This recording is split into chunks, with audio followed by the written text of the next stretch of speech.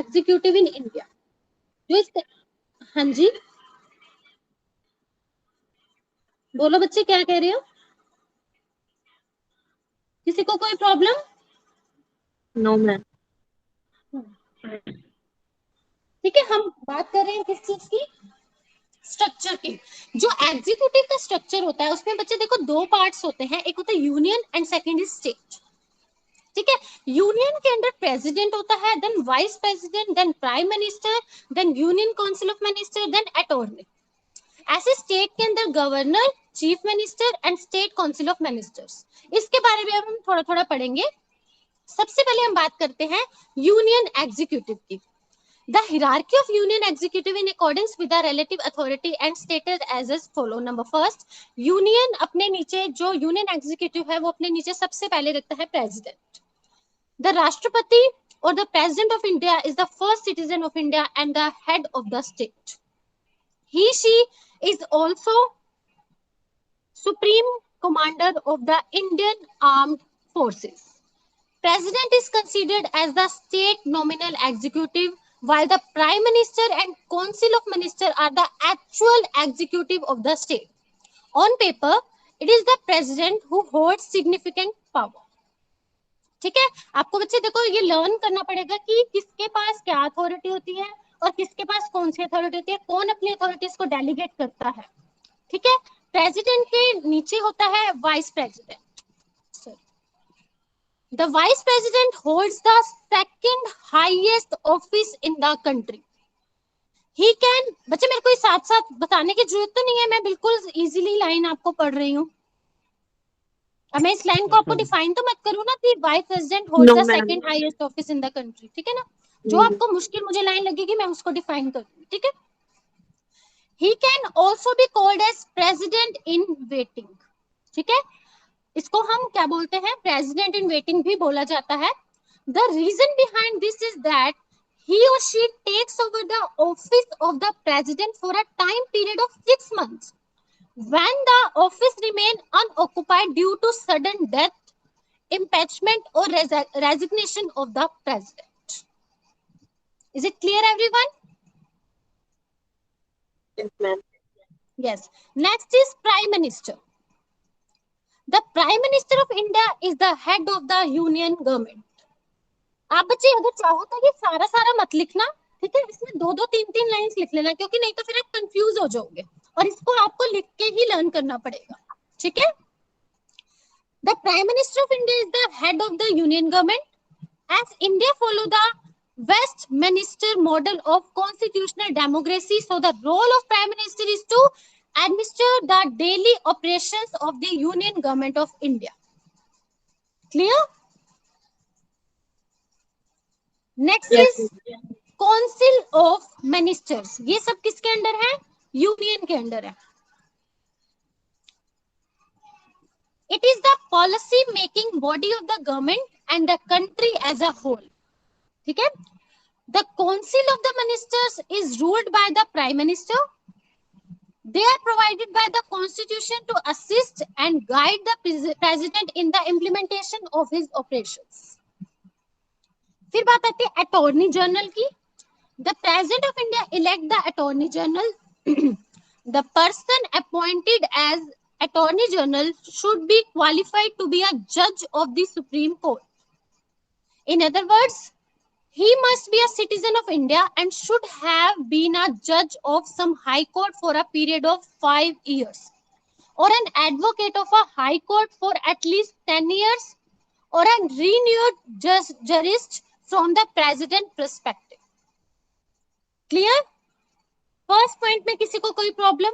Union के point में, union executive के पॉइंट में किसी को कोई प्रॉब्लम? बच्चे यूनियन एग्जीक्यूटिव के पॉइंट में किसी को कोई प्रॉब्लम? यस। अब हम बात करते हैं स्टेट एग्जीक्यूटिव की। The structure of individual states is very identical to that of the union executive, which are as follow.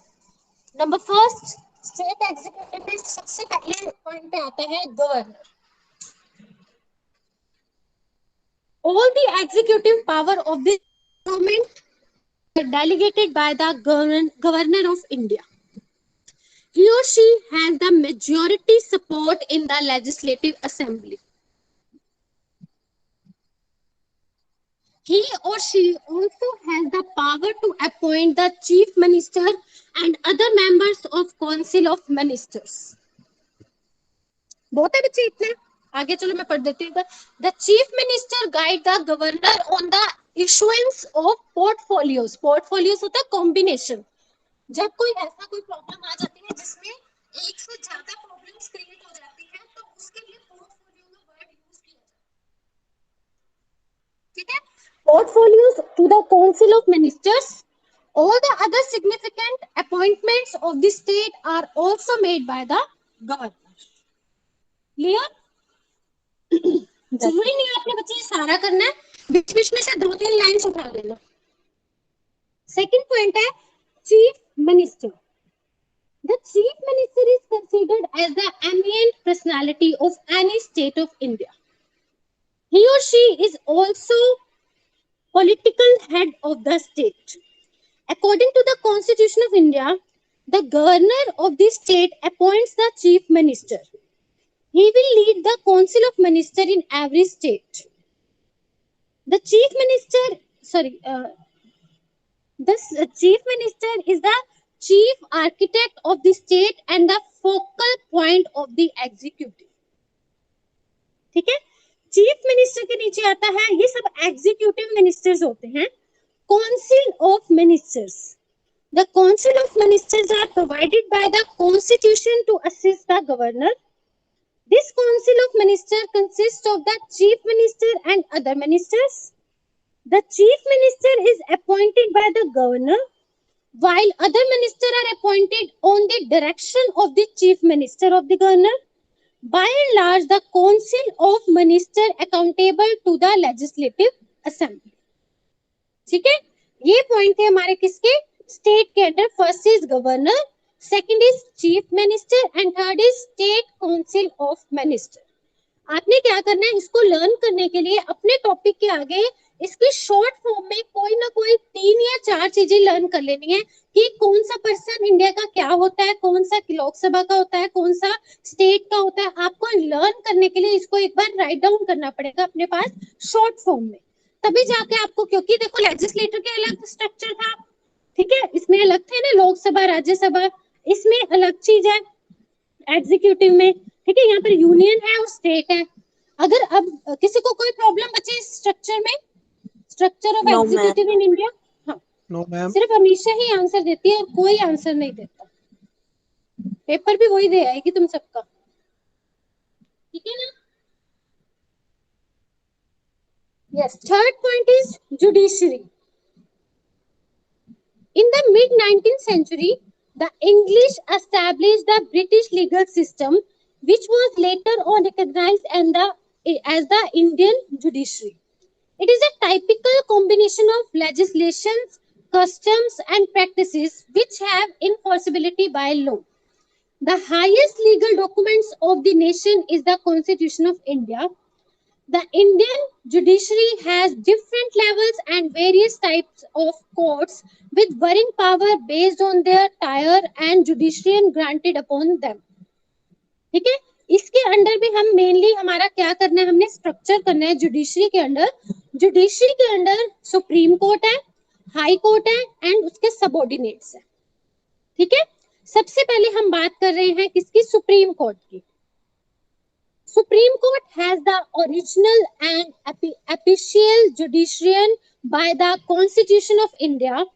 The term original judiciary implies that the court can directly listen to the suits from the parties in disagreement. Suits क्या होता है आपको पता है किसी को पता है suits क्या होता है यहाँ पर जो suits word है वो किससे बना है अच्छा sue word सुना हुआ है आपने SUE sue सुना हुआ स्यू नहीं सुना हुआ स्यू का मतलब होता है किसी को जेल कराना मतलब किसी को कोई पनिशमेंट होना ठीक है वो स्यू से वर्ड बना है ये सूट्स ठीक है ये एक किसका वर्ड है लीगल वर्ड है कि ठीक है वो किसमें काम आता है आपको बीबीए में आगे एक सब्जेक्ट आएगा जो कि उसके ऊपर आएगा आपका कॉन्ट्रैक्ट लॉ 1 आएगा और कॉन्ट्रैक्ट लॉ 2 आएगा। ठीक है, शायद आपका बीबीए में 1 नहीं है सिर्फ, उसमें आप ये वर्ड पढ़ोगे कि जब भी एक पार्टी दूसरी पार्टी के खिलाफ या अगेंस्ट कोई भी क्या कर देती है, केस कर देती है, और फर्स्ट पार्टी जीत जाती है, तो सेकंड पार्टी को अकॉर्डिंग टू सुप्रीम कोर्ट जज की तरफ से क्या किया जाता है, स्यू किया जाता है, उसको सूट्स किया जाता है, क्योंकि from the parties in disagreement. थोड़ा सा समझ आ गया होगा, आपने इसको डेली वे में ऐसे सुना होगा कि आपने कई बार देखा होगा कि एक पार्टी दूसरी पार्टी के खिलाफ कई बार क्या कर देती है, केस कर देती है, और जो दोनों में से जो एक पार्टी जीत जाती है और दूसरी पार्टी को क्या होता है, जेल होती है, या फिर कोई स्यू होती है, या कोई पनिशमेंट होती है, या कुछ भी होता है। ठीक है, वो कहां पर होता है, सब किसके अंडर होता है, सुप्रीम कोर्ट के अंडर होता है। Whereas an inappealed judiciary in the courts here appeals that are contrary to a decision given by any other court of India. ठीक है, सुप्रीम कोर्ट का यही काम होता है मेन। अब हम बात करते हैं हाई कोर्ट की। The Constitution imparts both original and appeal jurisdiction to the High Court. It is also considered as a court record, which implies that the judgment or order passed by the court is regarded as commanding, and they act as case law for future study. It performs administrative as well as judicial functions. The High Court has the authority to supervise and control all the lower court in the country. Most important line है, ठीक है, high court जो होता है वो other जितने भी lower court होते हैं कंट्री के अंदर, वो सबको सुपरवाइज करता है और उसका कंट्रोलिंग देखता है। बहुत है इतना high court. Yes, ma'am.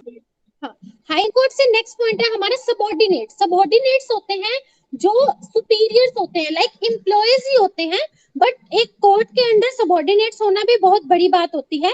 From district court to gram panchayat, all this court under high court come in this group. ठीक है, सबऑर्डिनेट्स में सभी आ जाते हैं, चाहे वो ग्राम पंचायत हो, चाहे वो डिस्ट्रिक्ट कोर्ट हो, चाहे वो स्टेट का हो, बट किसके अंडर आते हैं सारे, जुडिशरी के अंडर आते हैं। First is supreme court, then high court and then subordinates. ठीक है, ग्राम पंचायत में, गांवों में, पिंडों में क्या होती है, सुप्रीम कोर्ट हाई कोर्ट ना होके क्या होती है, ग्राम पंचायत होती है। यहां तक किसी को कोई प्रॉब्लम? अगर आपको लॉन्ग क्वेश्चन आता है थ्री पॉलिटिकल इंस्टीट्यूशंस के ऊपर, ठीक है, तो आपने सबसे पहले पॉलिटिकल एनवायरनमेंट के बारे में तो बताना ही बताना है। ठीक है, उसके बाद इसके फैक्टर्स भी बताने हैं, पॉलिटिकल फोर्सेस अफेक्टिंग बिजनेस। फिर उसके बाद आपने हेडिंग बनानी है three political institutions. First is legislative, second is executive and third कौन सी है, फर्स्ट कौन सी करी है हमने, first is Legislative. Legislative, second is executive and third is judiciary. तीनों का सबसे पहले मीनिंग लिखना है अच्छे से, फिर उसका स्ट्रक्चर लिखना है। स्ट्रक्चर का आपने टेबल जरूर बनाना है।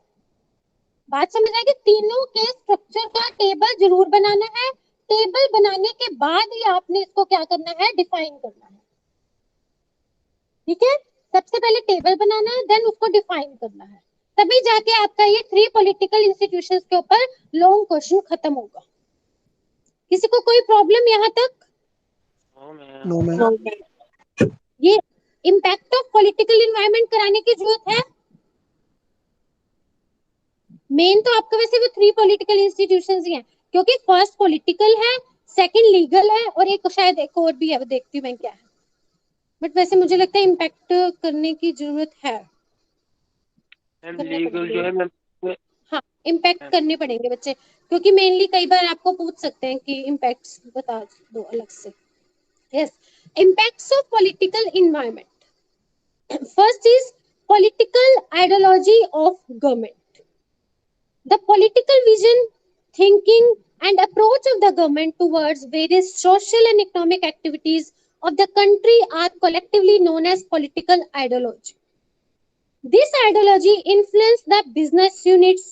It determines as to what kind of business should be country have, what area should be enlarged for people sectors, what areas should be open for private sector, what areas are to be entirely retained for small scale sector, what areas are to be made appropriate for multinational corporation etc. मतलब mainly impact क्या है political environment का कि एक ideology हमें पता होनी चाहिए कि हमारे पास है कितना, वो वो सब इम्पैक्ट डालता है किसके ऊपर, एक पॉलिटिकल इन्वायरमेंट के ऊपर। हमें सब कुछ पता होना चाहिए कि मल्टीनेशनल कॉर्पोरेशन के पास कितना एरिया है, स्मॉल सेक्टर एरिया के पास कितना एरिया है, प्राइवेट सेक्टर के पास कितना है, पब्लिक सेक्टर के पास कितना है, ये सब कुछ किसके अंदर आ जाता है, political ideology of government. Second is political stability in the country, depend बहुत बड़ा इम्पैक्ट डालती है पॉलिटिकल स्टेबिलिटी।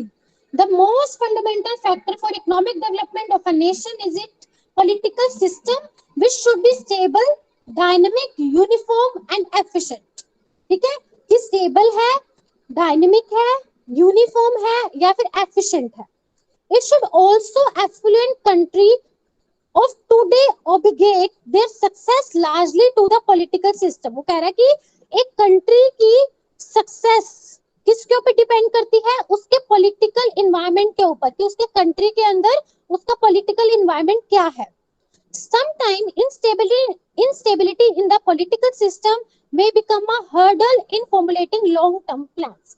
कई बार क्या होता है कि अगर जिस किसी कंट्री में उसका पॉलिटिकल इन्वायरमेंट स्टेबल नहीं होता, पीसफुल नहीं होता, तो उस कंट्री के अंदर लॉन्ग टर्म प्लान्स नहीं बन पाते।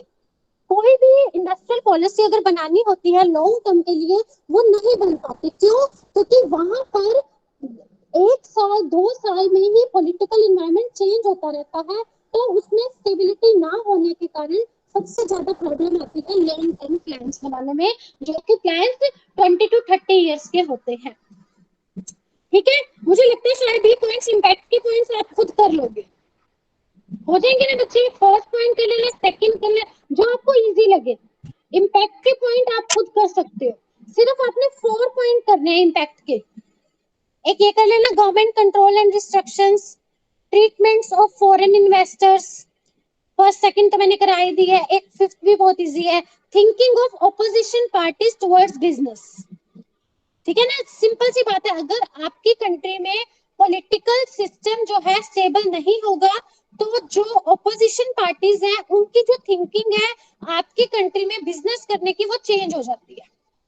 क्यों? क्योंकि उनको एक डर होता है कि अगर वहां पर पॉलिटिकल एनवायरनमेंट स्टेबल नहीं है, तो वहां पर कोई ना कोई प्रॉब्लम क्रिएट होती रहती होगी। Is it clear everyone? Political environment of business clear है सभी को? Yes, ma'am. अब हम Yes, सेकंड ma'am. कर रहे हैं लीड। हाँ जी बच्चे बोलिए। किसी को कोई problem political environment of business में? No, मैं ma'am. टेस्ट लूंगी नेक्स्ट वीक में, पहले बता रही हूँ, इसलिए ध्यान से सुनो अपना। Okay, ma'am. क्लियर है political environment of business? Yes, ma'am. हाँ, अब सेकंड है legal environment of business.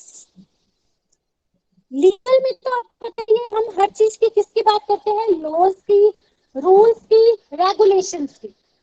All business related activities are largely influenced by the central government, state government and other local bodies.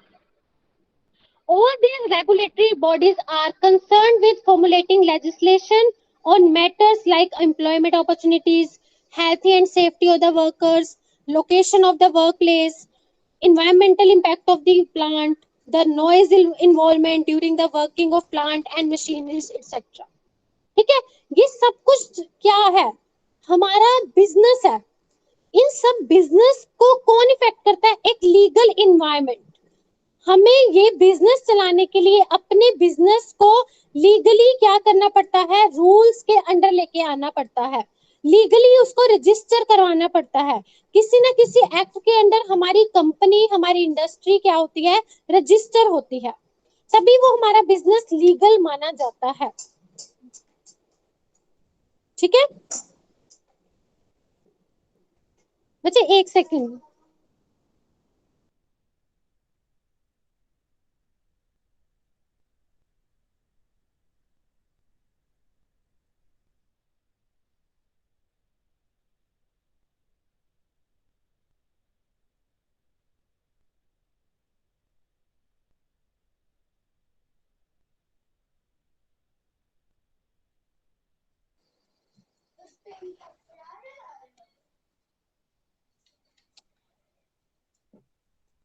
ठीक है बच्चे, legal environment का meaning समझ आ गया कि मेनली हमने यहाँ पर किस चीज की बात करनी है कि ऐसे कौन कौन सी लीगल चीजें हैं जो हमारी अपने बिजनेस के ऊपर इफेक्ट करती हैं और हमें अपना बिजनेस करने के लिए उन लीगल चीजों को बहुत ध्यान में रखना पड़ता है। इसमें आपको कवर हो जाएगा लीगल फैक्टर्स अफेक्टिंग बिजनेस, ये ऐसे कौन कौन से लीगल फैक्टर्स हैं जो हमारे बिजनेस को क्या करते हैं, इफेक्ट करते हैं। First is provisions of the constitution. The different operations of a business enterprise are influenced by the provisions made under the Indian Constitution. These provisions of the Constitution may include the directive principles, fundamental rights of the citizens, the legislative power of central and state governments, etc. ठीक है, तो constitutions ने कई आम जनता को provisions, rules, regulations provide किए हैं। अगर हम उन चीजों को मानते हैं तो हमारा बिजनेस बिल्कुल सही तरीके से चलता है, क्योंकि कई ऐसे लीगल फैक्टर्स हैं जो हमारे बिजनेस को इफेक्ट करते हैं। अगर हम वो नहीं मानेंगे, लाइक फंडामेंटल राइट्स नहीं देंगे सिटीजन्स को, तो हमारा बिजनेस ऑटोमेटिकली लीगली इफेक्ट होगा ही होगा। Second is judicial decisions. The prime aim of every judiciary system is to protect the interest and concern of public. This is achieved by ensuring that both the government and the legislator serve the interest of the, देखो judicial decisions में हम किस चीज की बात कर रहे हैं, कॉमन मैन के इंटरेस्ट की और उसके कंसर्न की बात करी है हमने, ठीक है। Meanwhile, different relevant decisions concerning the trade and industry are made by the judicial system. जो भी ट्रेड और इंडस्ट्री का कोई भी डिसीजन होता है वो किसके अंडर होता है, जुडिशियल के अंडर होता है। And consequently many business activities are largely affected by these decisions. किसी को कोई प्रॉब्लम यहां तक, किसी को कोई problem first and second point में? No, ma'am. Yes. No, ma'am. Third is law administrators. The Indian judiciary system comprises of different law enforcement agencies, which are directed towards confirming execution of laws and the judgment of the court of law. Law administration is managed by some of the critical players, including lawyer, government agencies, police, jail, and other regulatory bodies. ठीक है, ये भी हमारे law के administrator हैं जो हमारे legal factors हैं जो हमारे बिजनेस को क्या करते हैं, इफेक्ट करते हैं। किसी को यहां तक कोई प्रॉब्लम? लीगल फैक्टर्स तीन ही हैं, provisions of the constitution, judicial decision, law administrator. ये तीन ऐसे लीगल फैक्टर्स हैं जो हमारे बिजनेस को क्या करते हैं, इफेक्ट करते हैं। Next is executive. ये जो इम्पैक्ट है ये हम बाद में देखेंगे इम्पैक्ट, क्योंकि मैं जब लीगल फ्रेमवर्क आपको समझाऊंगी तो इम्पैक्ट आप खुद भी कर सकते हो। जैसे उसमें स्ट्रक्चर था ना, किसमें, पॉलिटिकल में, ऐसे इसमें है लीगल फ्रेमवर्क इन इंडिया। उसमें अलग अलग स्ट्रक्चर के बारे में बताया था, इसमें हम एक्ट के बारे में बताएंगे कि लॉ के अंडर कौन सा एक्ट कब बना है। कि जैसे कंपनीज एक्ट है तो उसके अंदर हमें कंपनीज को क्या कराना पड़ता है, रजिस्टर करवाना पड़ता है। ये करा दूं लीगल फ्रेमवर्क कितना? अच्छा, ये लीगल फ्रेमवर्क ही मेन है ना। हाँ, इस पॉइंट पे हमारा लीगल फ्रेमवर्क ही मेन है लीगल एनवायरनमेंट के अंदर। जैसे उसमें तीनों के स्ट्रक्चर थे ना, हमारे पॉलिटिकल एनवायरनमेंट के अंदर हमारे तीनों के स्ट्रक्चर थे, ऐसे लीगल फ्रेमवर्क के अंदर हमारा एक अलग अलग कंपनी कब कब